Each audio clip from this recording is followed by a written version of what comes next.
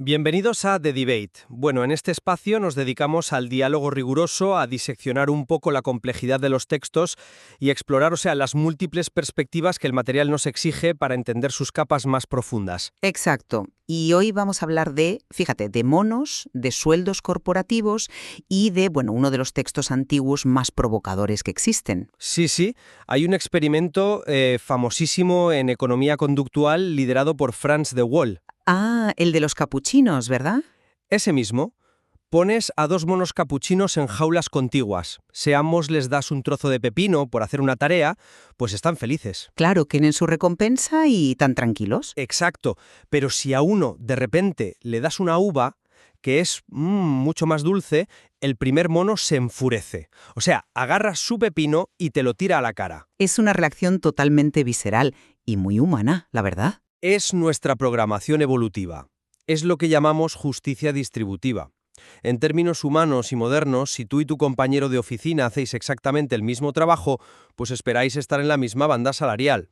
Lógico. Si a él le pagan el triple por la misma jornada de 8 horas, el sistema entero te parece corrupto. Pues nuestro análisis de hoy se centra en el capítulo 20 del Evangelio de Mateo.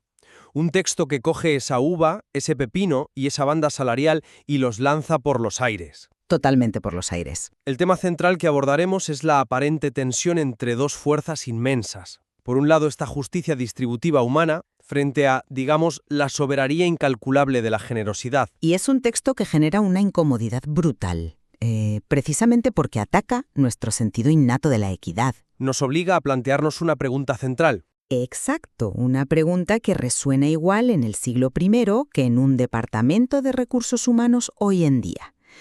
Presenta este capítulo una subversión radical de la meritocracia humana en favor de una gracia sin límites, o defiende, en el fondo, un orden estrictamente contractual y preestablecido que simplemente saca a la luz la envidia humana. Para enmarcar nuestra conversación, yo argumentaré que este texto es una maquinaria diseñada para desmantelar la justicia proporcional y nuestro sistema de méritos, culminando en esa famosa máxima de que los últimos serán los primeros. Y yo sostendré que el texto, lejos de ser una apología del caos o la anarquía, defiende un universo con un orden jerárquico tremendamente estricto, resumido en esa gédida sentencia del propietario que dice «toma lo que es tuyo y vete». Comencemos entonces estableciendo un poco las bases. Desde mi perspectiva, Mateo 20 es una de las deconstrucciones del mérito humano más feroces de la literatura antigua. Una afirmación fuerte. A ver. Bueno, es que todo el capítulo parece orquestado para dinamitar nuestra obsesión con acumular estatus a través del esfuerzo. La evidencia salta a la vista desde el principio, con la parábola de los obreros de la viña. Ya donde el padre de familia contrata jornaleros a diferentes horas, ¿no? Eso es. Al final, iguala deliberadamente a los que trabajaron una sola hora con los que, y cito textualmente, han soportado la carga y el calor del día. ¿Y les paga lo mismo? Les pagan a todos un denario, que recordemos, el denario era el salario mínimo de supervivencia diaria.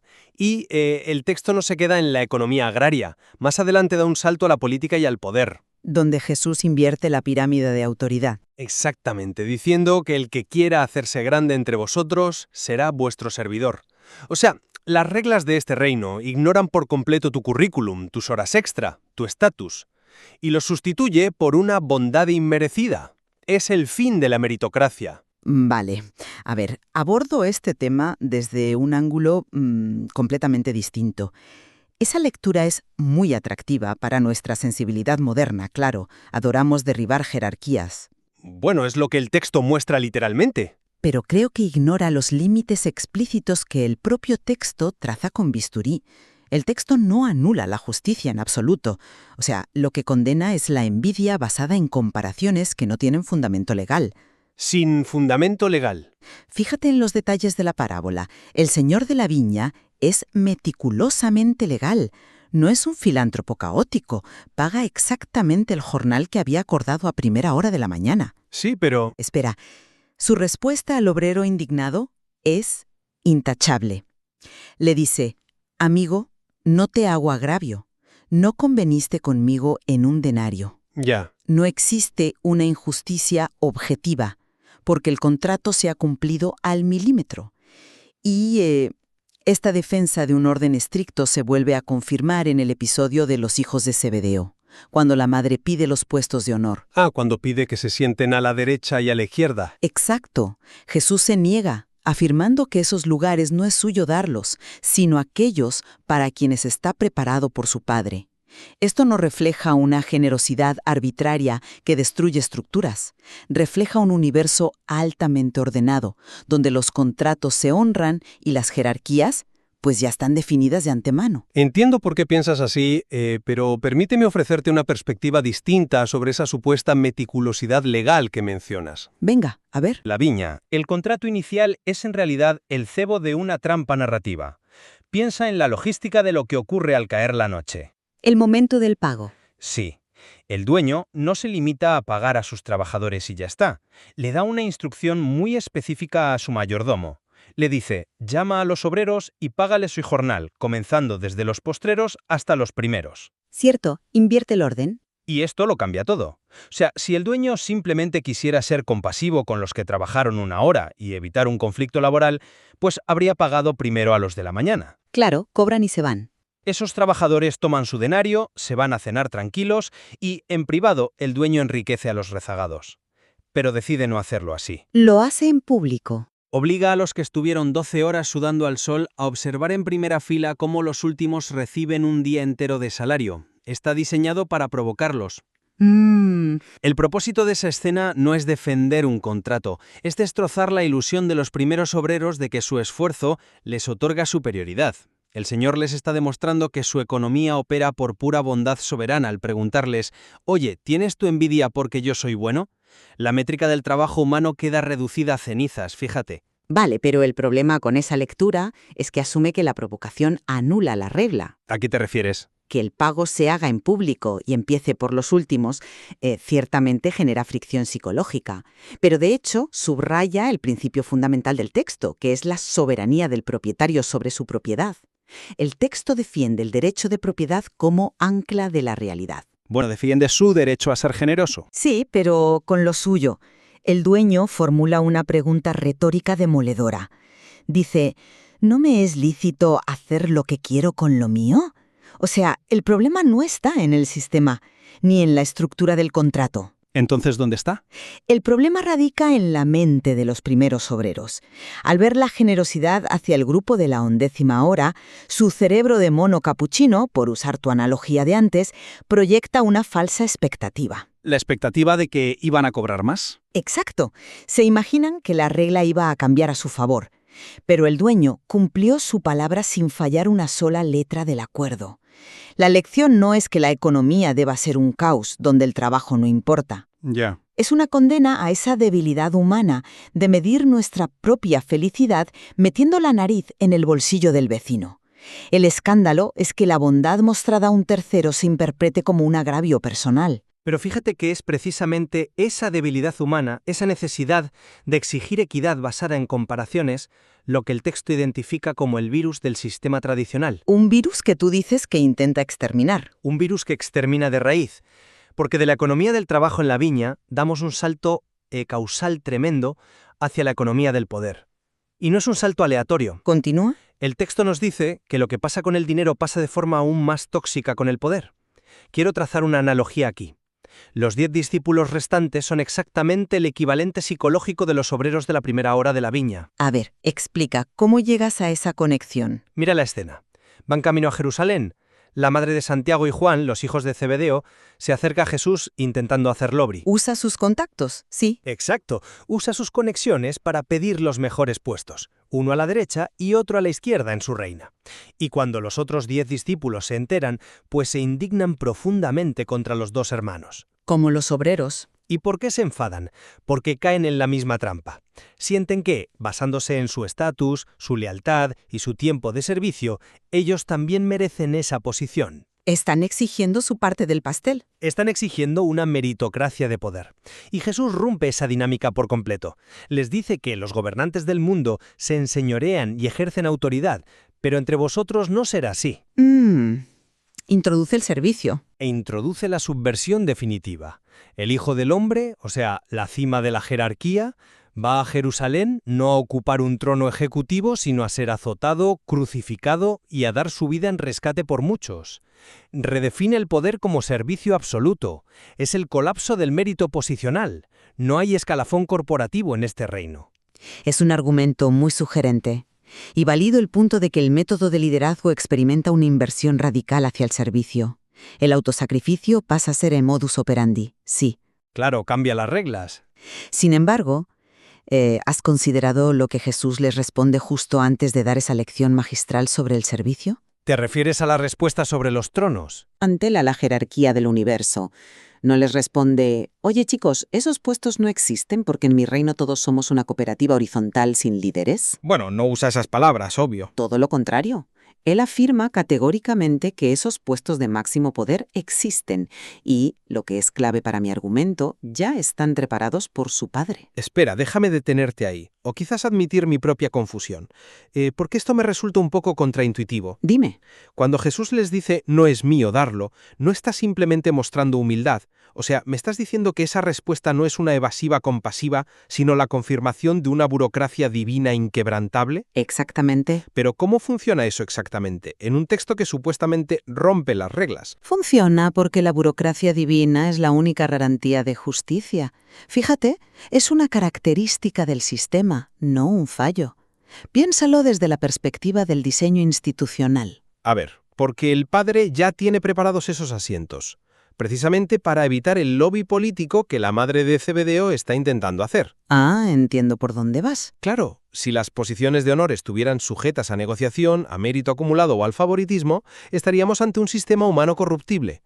Al decir esos lugares ya están asignados por otra autoridad, Jesús está cerrando la puerta a la politiquería humana. Ya, pero les promete sufrimiento igual. Les pregunta si pueden beber de su vaso, prometiéndoles sufrimiento real.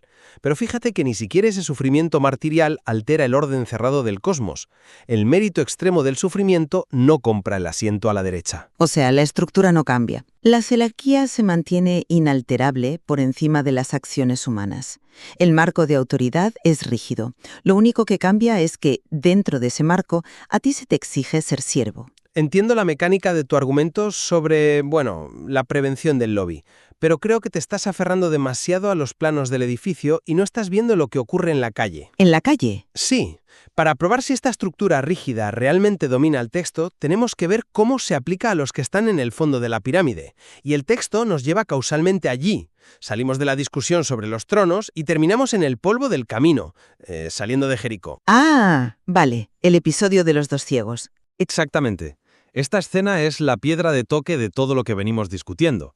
Tenemos a dos ciegos marginados junto al camino. Son individuos que jamás podrían ser contratados en la viña y mucho menos aspirar a sentarse a la derecha de un rey. No tienen valor en ese sistema. No tienen valor económico ni político. Cuando escuchan que pasa Jesús, claman. Y aquí vemos a tu amado orden estructurado en acción. A ver, ¿cómo lo describes? La multitud, que representa a la jerarquía, la normalidad y la decencia cívica, los manda a callar.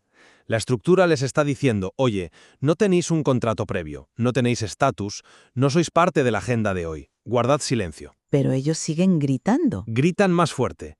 ¿Y qué hace Jesús? Detiene toda su marcha hacia Jerusalén. Paraliza su destino cósmico de sufrimiento para compadecerse de ellos. En el camino de Jericó no hay contratos previos. No hay asientos preparados, no hay estipulaciones sobre denarios, solo hay gracia pura, visceral, que rompe la agenda y pasa por encima de las autoridades sociales que intentaban mantener el orden establecido.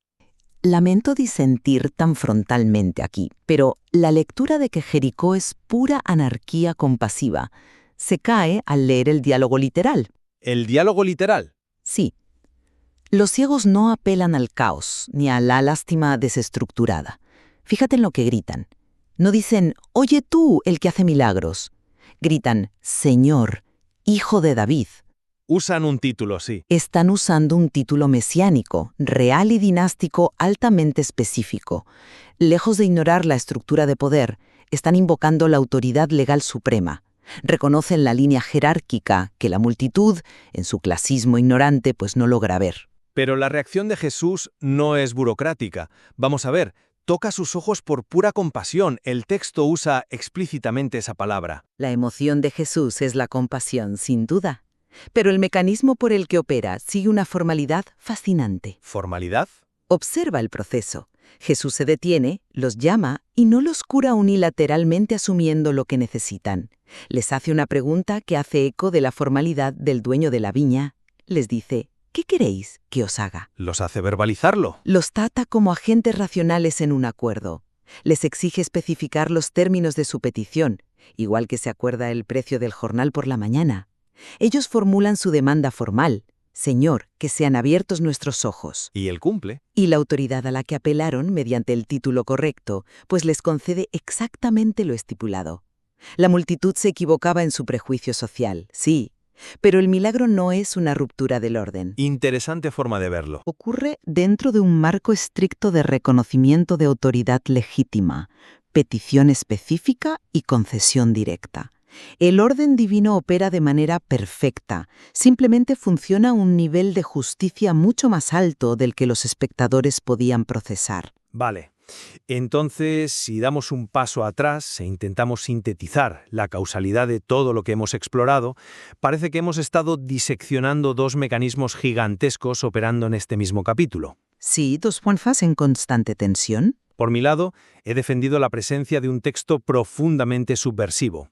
Un texto que toma nuestras calculadoras de mérito y las destruye intencionalmente. Con los obreros y los tronos. Exacto, lo vemos en un pago escandalosamente igualitario diseñado para ofender al trabajador experimentado. En la redefinición del poder, donde la cima es la crucifixión en lugar de la dominación. Y finalmente, en la atención radical a los marginados que logran detener al rey del universo. Tu argumento central. Es un mensaje que nos dice que el sistema humano de recompensas proporcionales es irrelevante frente a la gracia. Y por el mío, he argumentado que esa subversión ocurre dentro de los límites de una arquitectura inamovible. Es cierto que se nos exige abandonar nuestra arrogancia y convertirnos en siervos. Sí, ahí estamos de acuerdo. Pero el andamiaje del universo sigue regido por una soberanía divina que cumple los contratos a la perfección, que preasigna las posiciones de autoridad para evitar la corrupción de la influencia humana y que exige ser reconocida con los títulos adecuados. ¿Ya? No es la destrucción de las reglas, sino la afirmación de que el orden de Dios no se doblega ante nuestras quejas sindicales ni nuestra politiquería. Creo que de todas formas hay un territorio común innegable al que nos lleva el texto. Si lo miramos desde cualquiera de las dos posturas, Mateo 20 expone una y otra vez la maquinaria rota de la psicología humana. Totalmente. Nuestra incapacidad crónica para aceptar que no somos los dueños del juego. Ese es el hilo conductor impecable de todos los personajes. Piensa en el catálogo de fracasos humanos que el texto nos presenta. Los obreros de la primera hora murmurando amargamente porque no pueden tolerar que alguien reciba una generosidad que ellos no controlan. La envidia pura. La madre de los hijos de Zebedeo, operando como una lobista corporativa para asegurar el futuro de su familia por la vía rápida. Sí, buscando atajos. Los otros 10 discípulos, carcomidos por los celos y protegiendo su estatus imaginario. Y la multitud en Jericó, actuando como porteros de discoteca de un reino que ni siquiera comprenden, intentando silenciar la necesidad humana por puro afán de mantener las apariencias. Absolutamente todos fracasan en su intento de gestionar la realidad. Fracasan porque todos, sin excepción, intentan proyectar nuestro pequeño experimento de los capuchinos y las uvas sobre un lienzo infinito. Gran forma de resumirlo. Todos intentan usar las reglas de la equidad humana a su favor y todos terminan estrellándose contra un sistema que no pueden domesticar ni predecir. Lo cual demuestra que, ya sea que interpretes el texto como un estallido de generosidad que rompe tus esquemas, o como una aplicación gélida y perfecta de un contrato divino, la mente humana simplemente no está equipada para procesar la grandeza del modelo. Y creo que ahí radica el brillo de mantener ambas lecturas en tensión. Porque si nos abrazamos únicamente a tu visión de la soberanía contractual, pues corremos el peligro de justificar la frialdad y de convertir la fe en un cálculo contable. Cierto. Pero si solo tomamos mi lado de la subversión anárquica, perdemos la estructura que le da sentido a la justicia objetiva y a las promesas a largo plazo. Es un equilibrio delicado, y hay un universo de detalles que hemos tenido que omitir por tiempo. Muchísimos. Las implicaciones profundas de la moneda romana, la política de las facciones dentro de los 12, la sociología de las multitudes del primer siglo. Sin duda. Quien examine el material fuente encontrará capas suficientes para seguir debatiendo y cuestionando estas premisas mucho después de que hayamos cerrado los micrófonos. Definitivamente.